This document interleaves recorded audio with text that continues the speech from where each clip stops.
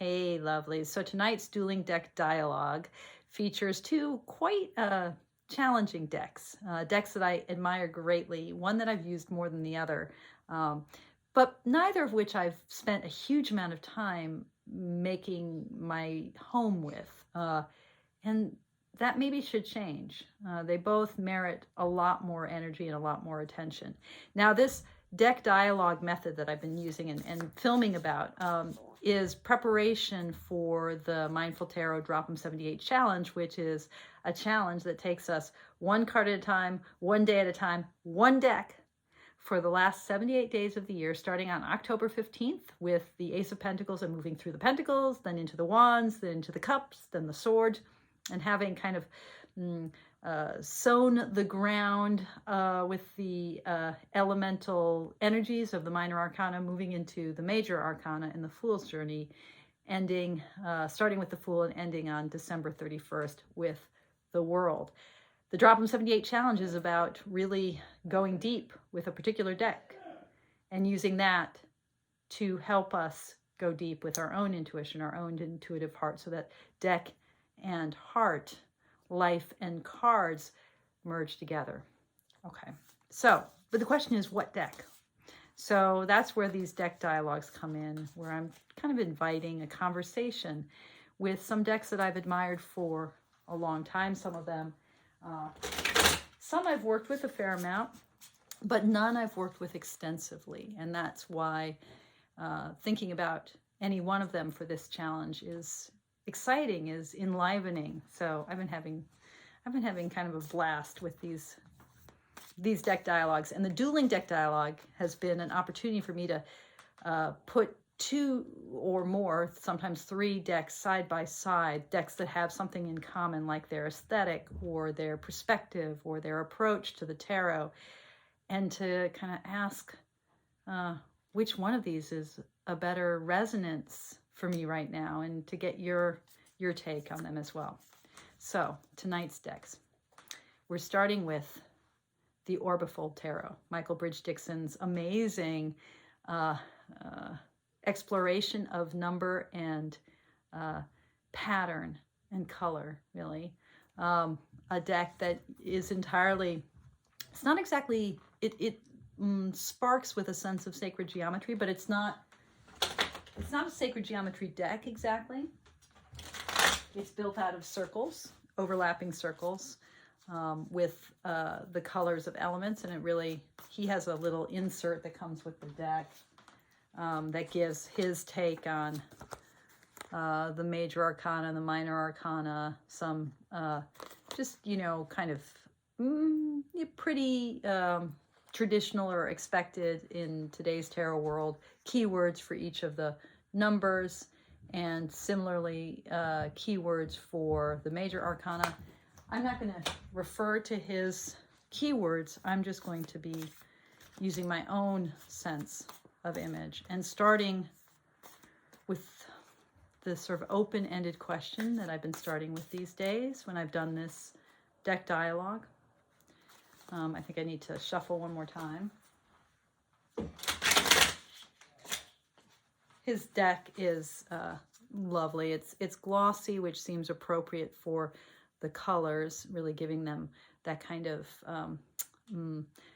pop, as they say. But then also these decks are edged. These cards are edged, and it's really quite lovely. They feel nice in the hand. So Orbifold. What is it that you want to show me? How do you want to lead me? Seven of Fire.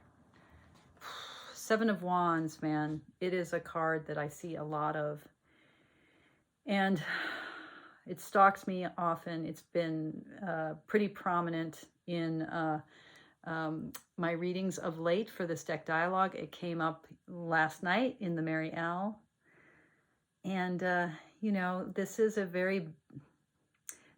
seven really shows us the balance of sevens. I mean, sevens, it's an odd number, right? It's not a symmetrical number.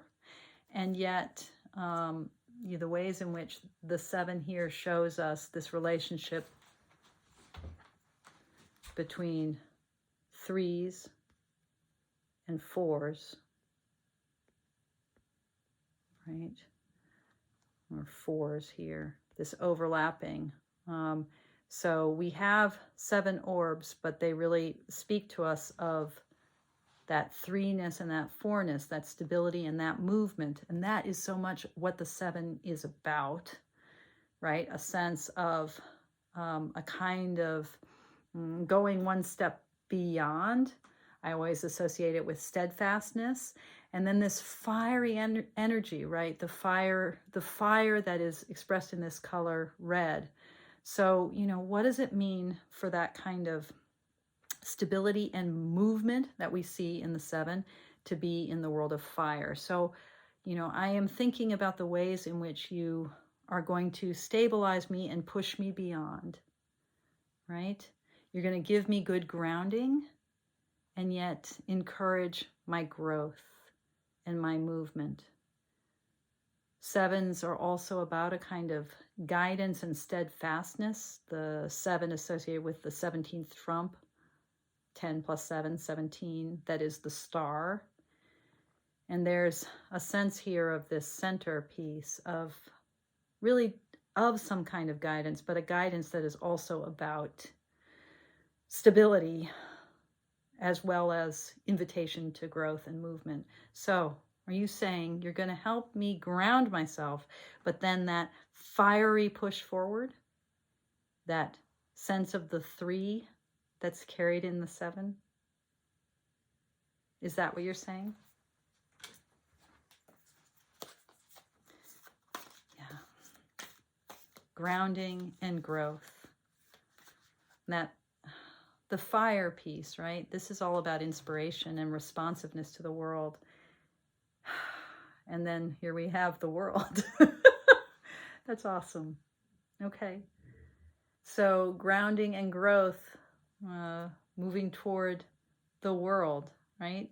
Are you going to give me the world? Is this, I've been drawing the world card a lot in these readings, and this world card is just magnificent in its pulling together of all the colors, this beautiful Taurus,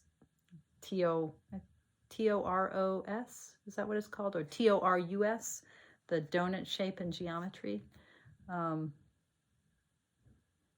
This sense of a sun, but also a flower, but also this black center of the infinite, that which is without form, the void. And there is a void card in this deck. So opening it all up, but also giving me complete abundance. So yeah, so you're going to stabilize me and help me move toward this completion, this fullness. How do we get into the particular? This deck is so abstract. Can you help me understand the particulars of my life? Can you help me get down to earth? Is that something that you can help me do, Orbifold? And I'm having a feeling here that I need to pull 2 cards. So I'm going to start with the top and then move to the bottom. Wow. Okay. The manifestation card. There's manifestation in this deck, and there's also the void. And so I'm hearing this as yes, you are going to help me get concrete. That is a strength of yours to help me manifest actually the specifics of reality. But the King of Air, you are definitely a deck of abstraction. This is going to be up in the airy registers. Yeah. So a manifestation, but also mind, understanding that huge expansiveness of the King of Air, air of air, right? It doesn't get more airy than this. So specificity, but also huge abstraction. That's what the Orbifold is going to give me. It's a cool deck, you know. This is a deck I don't know if it's right for the challenge. But this reading is pretty clear and also really speaks to, yes, what my experience of the deck has been. This is a deck that really, really has helped me think a lot about number and a lot about shape. Yeah. manifestation, the universe. And that Seven of Wands, Seven of Fire, which I think is the deck's vision of me and of itself, pushing toward King of Air. Okay, the second deck. This is my second deck for these deck dialogues. That's an Tourian or Tourian deck. It's, I believe, her first deck, although this is the second edition of it, the Hidden Waters deck. So this is a deck that is basically created kind of out of ink blots, out of the symmetry of ink blots, like a Rorschach test. And, you know, it really is a deck that is inviting a kind of exploration of the unconscious. So if the Orbifold is really in this King of Air abstraction world, this deck is also abstract. The imagery is not representational or figurative in any way, but it is inviting that kind of projective, imaginative activity that Rorschach tests offer, you know, inviting us to use the deck as prompts for our own kind of unconscious imagery. I've never done a reading with this deck. By the way, it's got really nice cardstock. I think it's maybe like the Superior Smooth Make Playing cards.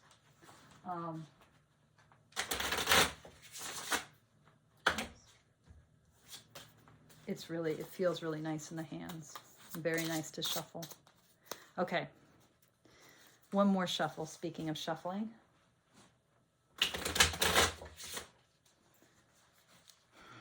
All right. Hidden waters, the waters of the unconscious, the waters of the soul, of the depths of intuition.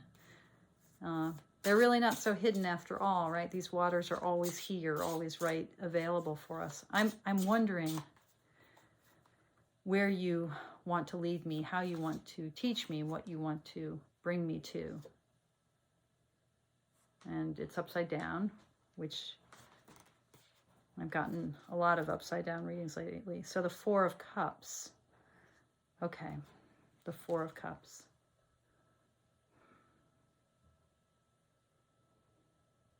You know, this sense of in the thing that isn't symmetrical, this thing right at the center that I'm reaching for that I can't quite grab, right? So are you saying to me that my ability to feel content and to have it all, that you're going to be working with me on that? You're going to be working with me on what feels like it's out of reach and is keeping me from balance, keeping me from having a sense of satisfaction. Are you going to help me with my dissatisfaction, my yearning for that which actually is right here, if I could just only encompass it? Are you going to help me with my dissatisfied yearning, for my sense that something's out of reach? Help me find balance in my heart space, in my soul. You know, I love this King of Cups. So yeah, I think you're saying, yes, you're going to help me. And, you know, for a deck that's called Hidden Waters, we've gotten 2 cups so far. You're going to help me actually fill my bucket, or feel that the bucket is full, to feel that mastery, that encompassing sense of my own watery depths. You're going to help me find not only balance, but real completeness in the waters of my unconscious. Is that?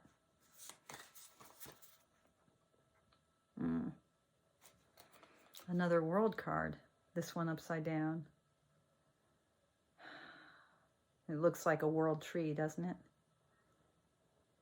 And what is here at the root on either side? And it was upside down, which actually makes it look more like roots, but like the canopy is stunted. I'm thinking about my roots and canopy spread, that 2-card spread that I've used as a way to kind of anchor into the present moment with the first card, and then to see how it expands outward. And here, I think, is part of what you're saying is you're going to help me get rooted so that I can feel the expansiveness out, so that I don't feel stunted, so that I find completion. You know, all these world and universe cards I've been getting so that I can, like, somehow that this moment is about finding some completion. And are you saying that you're going to help me root in that way? How? If I'm understanding you right. If I'm not, please correct me. But if I'm understanding you right, how do you help me get rooted in this time? Okay, by practice, 8 of Pentacles, by actually crafting and creating. There's something in this image where it feels like this creator whose hands are quite busy, but then there's some kind of bottom figure here that seems to be tapping into its own heart or its kidneys. This reminds me of kidneys. There's something here about being able to create a world and have a full action in the world, busyness, but at its core, it's like how to, I mean, this is a deck that's all about freaking symmetry, how to find that balance so that I can do the work. How to find that balance so that I can do the work. Is that what you're guiding me toward? Again, I'm feeling like I need 2 cards. So this one, an upside down 8 of Cups. Okay.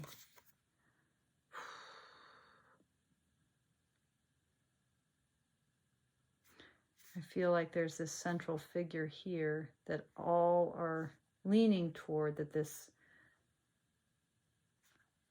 there's a kind of congregation and this central figure whose arms are up, who's heading out. That may be too literal for this abstract image, but there's something here about being willing to head out and stand up and spread out. And this was upside down, right?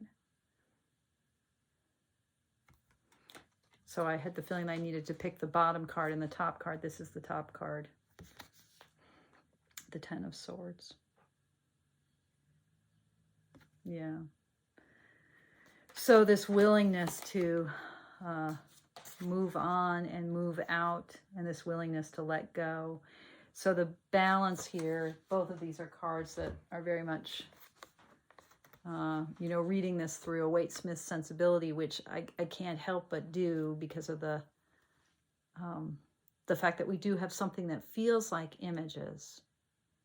But these are both cards of sacrifice. Cards where there's a kind of central figure that is moving out, moving up, separating itself from what needs to be left behind. And here a sense of the surrender, arms up with these red figures, but that sense that the shadow needs to be dropped.